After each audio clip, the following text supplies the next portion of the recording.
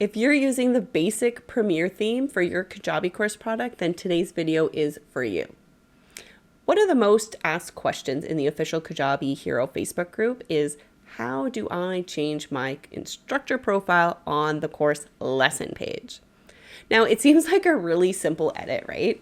But it's not actually. Kajabi does allow different instructor profiles for the main course dashboard page and the lesson post page. So that means that if you go and edit the profile on the dashboard page, it won't automatically update the profile on the lesson post page.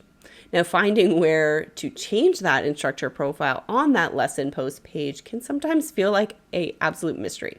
But don't worry, I've got you covered. I'm going to show you exactly where that is right now. So when you're using the Premier theme for your course, you'll see there's that instructor block, and you probably edited it, but now you're seeing that when you actually go into a course lesson, it's not edited, it's totally different. So here is exactly where we're going to go and change that so we can have the instructor on the dashboard as well as on the individual posts. So when you're in the customization area, the dashboard is the first place that you're going to see. That is the product page. Now you're going to actually go to this menu and switch it to post.